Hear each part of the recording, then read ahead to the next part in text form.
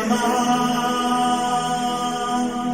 हरे हराये नमः। हरे कृष्णा जी, आप सबका बहुत बहुत स्वागत है। मंगलाचरण आरंभ करते हैं। ओम नमो भगवते वासुदेवाय। ओम अज्ञानतिमिरान्धस्य ज्ञानाञ्जनशलाकया चक्षुरुन्मीलितं येन तस्मै श्रीगुरवे नमः। नमः ओम विष्णुपादाय कृष्णप्रेष्ठाय भूतले श्रीमते भक्तिवेदांत स्वामिनिति नामिने। नमस्ते सारस्वते देवे गौरवाणी प्रचारिणे निर्विशेष शून्यवादी पाश्चात्य देश तारिणे।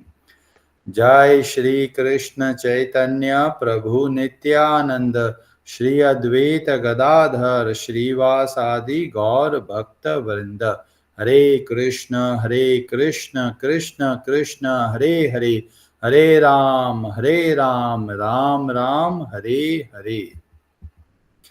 कार्पण्य दोषोपहत स्वभावः पृच्छामि त्वां धर्म सम्मूढचेताहो। यच्छ्रेयः स्यान्निश्चितं ब्रूहि तन्मे शिष्यस्ते अहं शाधि मां त्वां प्रपन्नम। हरे कृष्णा जी। भगवद गीता आरंभ करते हैं। अध्याय 4 श्लोक नंबर 29। ब्रजेश्वरी जी, आप पढ़ेंगे संस्कृत।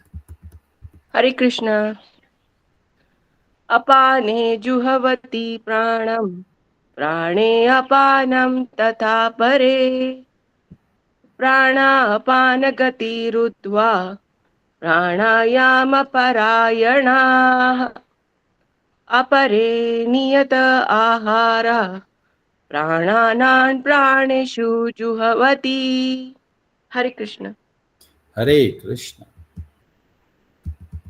अपाने निम्नगामी वायु में जुहवती अर्पित करते हैं प्राणम प्राण को, प्राणे प्राण में, अपानम निम्नगामी वायु को, तथा ऐसे ही अपरे अन्य प्राण प्राण का, अपान निम्नगामी वायु, गति गति को, रुद्धवा रोक कर, प्राण आयाम श्वास रोक कर समाधि में, परायणाः प्रवृत्त अपरे अन्य, नियत संयमित अल्प आहाराः खाकर, प्राणान प्राणों को, प्राणेषु प्राणों में, जुहवती हवन करते हैं, अर्पित करते हैं।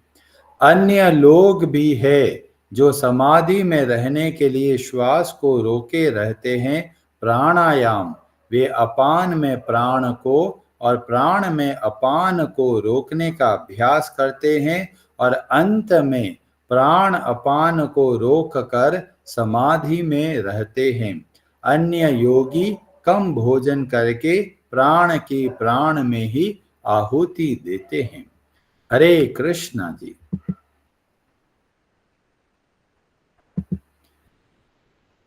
भगवान श्री कृष्ण बहुत ही दयालु है। उनको पता है कि हमारे जीवन में कितनी समस्याएं हैं। जैसे कि यहाँ पर हमें पता चलता है बहुत तरह के यज्ञों के बारे में।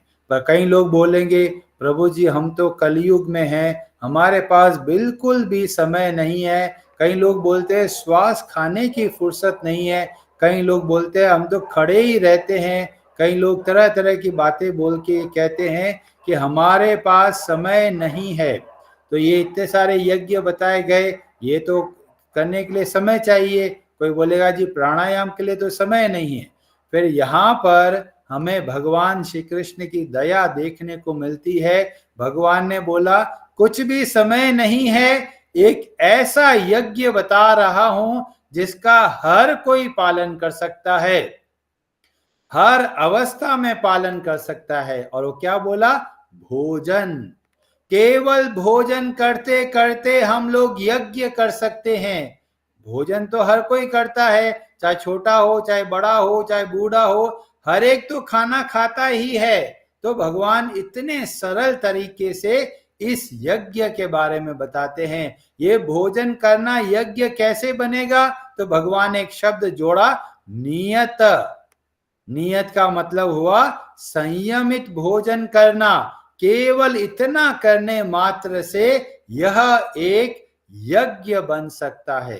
तो भगवान यहाँ पर बहुत जोर देते हैं कि हमारा खान पान कैसा है। अगर अनियंत्रित है तो वास्तव में वह हमको दुख देगा, पर अगर संयमित करके भगवान की प्रसन्नता के लिए जब हम भोजन करते हैं तो वह एक यज्ञ बन जाता है। यहां पर बोला गया अपरे, मतलब एक और तरह का यज्ञ बता रहे हैं। क्या यज्ञ है? नियत आहाराह। नियत आहार करते करते प्राणान प्राणेषु जुहवती, यह हमारा एक यज्ञ बन सकता है। बहुत सारे लोग तरह तरह के साइंटिफिक एडवांसेस में आगे बढ़ रहे हैं। एआई का जमाना आ गया है, हर जगह पर चैट जीपीटी और एआई का काम लिया जाता है। तो कई लोग सोचते हैं अरे इन ग्रंथों की जरूरत क्या है? ये ग्रंथ हमको ऐसी अद्भुत बात बताते हैं जो हमको समझ में नहीं आती, जो हमको दिखाई भी नहीं देती। जैसे कि यह हमारा मन, कहीं जितने भी डॉक्टर होते हैं पूरा पोस्टमार्टम भी कर देंगे, पर उनको पता नहीं चलेगा ये मन कहां पर है और ये मन बनता कैसे है और ये मन का आचरण कैसा है, और इस मन के अंदर गंदगी घुस गई है उसको कैसे साफ करे। तो ये ऐसा अद्भुत ज्ञान हमको हमारे शास्त्रों से मिलता है कि ये मन भी एक अद्भुत वस्तु है जो वास्तव में हमारे ऊपर बहुत हावी हो जाती है, और अगर ध्यान नहीं रखा जाए तो यह हमको बहुत दुख दे सकती है। तो आरंभ होता है मन से। तो ये मन के बारे में बाकी जगह पर हमको बहुत मुश्किल से पता चलता है, थोड़ा बहुत पता चलता है, पर वास्तव में अगर साइंस की दृष्टि से देखोगे तो बोलेगा मन वन कुछ नहीं होता। पर वास्तव में हमारा मन तो बहुत कुछ कहता है कि हम ये करेंगे, ये खाएंगे, ये सोचेंगे, तरह तरह के विचार आते रहते हैं। तो बोलते जी ये मन में नहीं आता, ये तो ब्रेन से आता है। पर वास्तव में ब्रेन के अंदर भावनाएं कैसी आएगी? ब्रेन के अंदर भावनाएं आती है मन के द्वारा, क्योंकि मन के हिसाब से हमारे भाव बदलते हैं। अगर कोई बहुत गुस्से में है तो उसकी आंखें लाल हो जाएगी, तो ब्रेन काम कर रहा है कैसे? मन के आधार पे। और अगर मन बहुत शांत है, मन बहुत खुश है, तो बाहर कितनी भी विपत्ति होने दो, कोई चिंता नहीं। तो ये मन का बहुत अद्भुत खेल है, पर हमको पता नहीं ये मन बनता कैसे है। तो इसका उत्तर हमको मिलता है हमारे उपनिषद में। और उपनिषद कौन सा है? छांदोग्य उपनिषद। वहां पर मन के बारे में बहुत अद्भुत बात बताई गई। उसका अध्याय 6 और खंड नंबर 5 और श्लोक नंबर 4 में बताया गया, अन्नमयम ही सौम्य मनः। ये जो मन है वो बनता है भोजन से। हम जो जो भोजन ग्रहण करते हैं वैसा वैसा हमारा मन बनता चला जाता है। इतनी अद्भुत बात एक आधे श्लोक में बताकर हमें पता चलता है हमारा मन जो बनता है उसमें मुख्यतः भोजन का योगदान है। कैसा भोजन हम करते हैं उसके हिसाब से हमारा मन बनता चला जाता है। तो यहां तक हमको समझ में आ गया भोजन का बहुत भारी प्रभाव है हमारे मन के ऊपर। पर बहुत सारे लोग मिलेंगे कुछ भी खा लेते हैं जी, क्या फर्क पड़ता है, हम तो बहुत मजबूत आदमी हैं, सब कुछ चलता है। जो ऐसा सोचते हैं 10 बार वॉमिटिंग और 20 बार लूज मोशन होने के बाद में बड़े बड़े योद्धा फ्लैट गिरे हुए पड़े होते हैं और ये सोचते हैं हम तो बहुत मजबूत है। हमारी क्षमता योग्यता कुछ भी नहीं है, पर फिर भी अहंकार के कारण हम सोचते हैं कि हम तो बहुत मजबूत है जी, हमें तो हर खाना चलता है, कई लोग बोलते हम तो राजपूत है जी, हमको तो सब कुछ चलता है। ऐसे चलने से काम नहीं चलेगा। जैसा खाएंगे अन्न वैसा होएगा मन, और इसीलिए खान पान पर बहुत जोर देना है। आजकल टीवी में तरह तरह के एडवर्टाइजमेंट दिखाते हैं कि ये भी खा लो वो भी खा लो, और तरह तरह के आइटम दिखाते हैं और सोचते हैं देखो हम तो एडवांस बनते जा रहे हैं। ऐसे मूर्खतापूर्ण एडवांसमेंट का कोई फायदा नहीं है। हमें जब कुछ खान पान करना है तो शास्त्रों के हिसाब से खान पान करना है, जो वास्तव में हमको लाभ दे।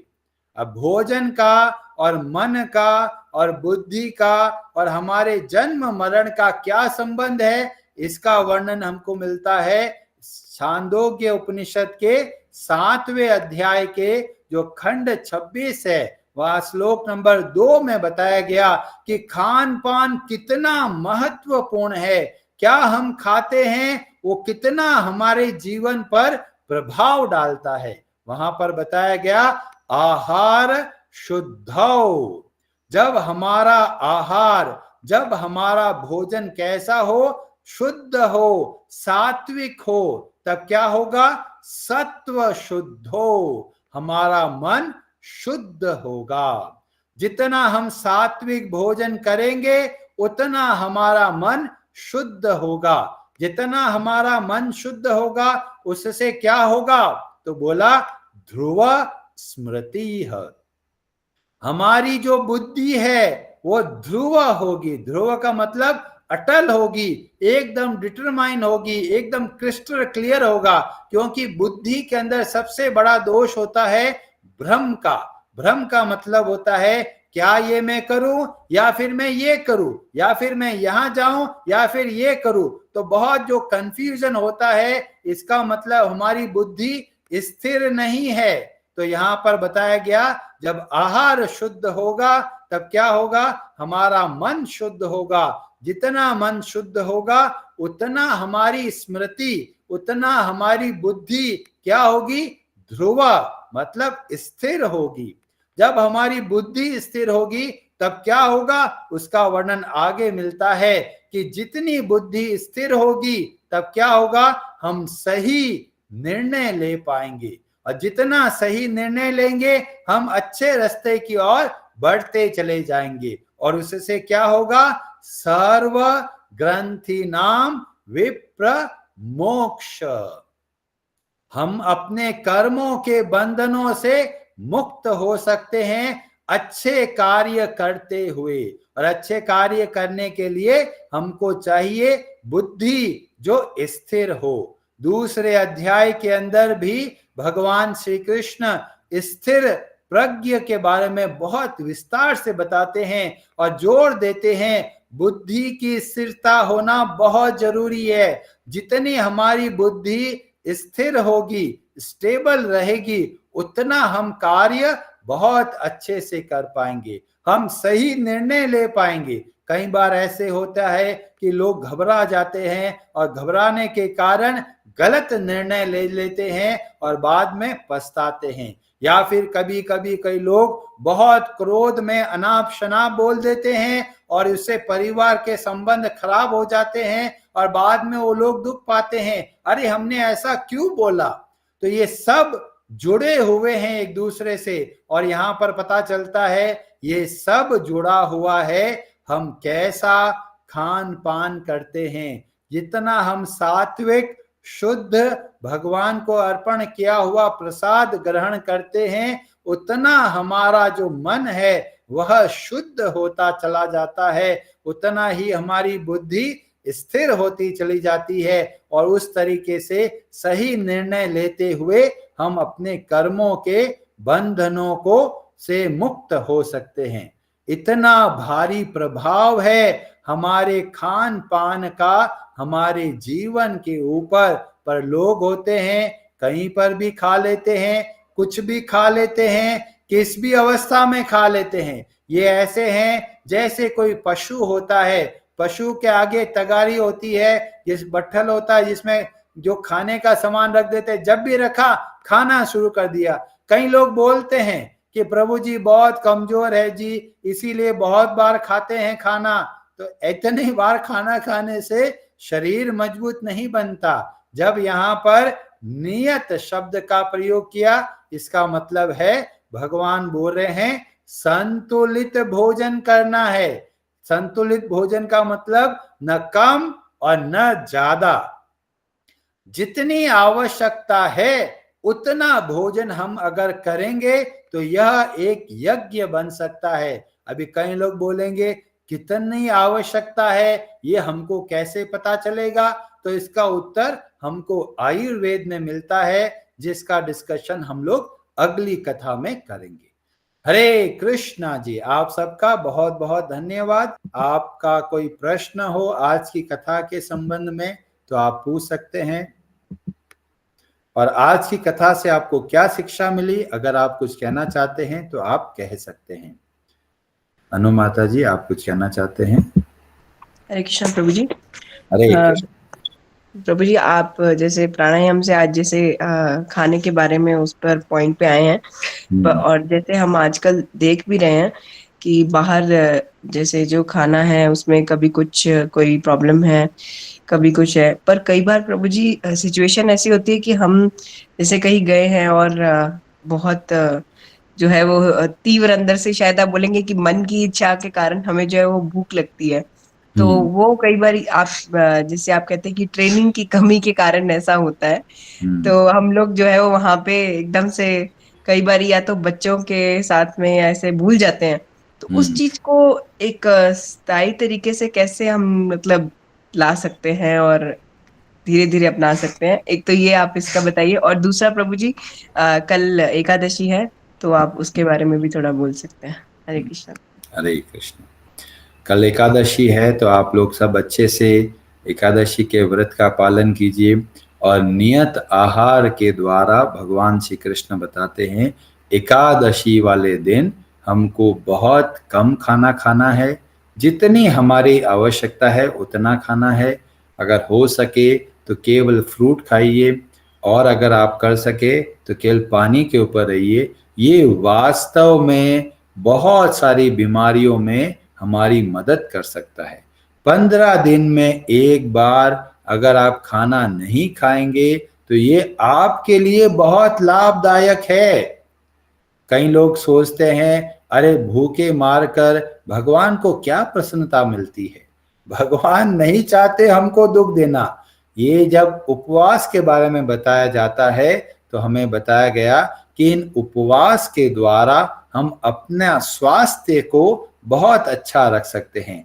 15 दिन में एक दिन अगर नहीं खाते तो हमारे शरीर का अच्छे से डिटॉक्स होता है, उससे हमारा शरीर स्वस्थ बनता है। लोग खा खा कर बीमार पड़ रहे हैं और भगवान बोल रहे हैं इतना ज्यादा नहीं खाना है, इस मशीन को थोड़ा आराम देना है।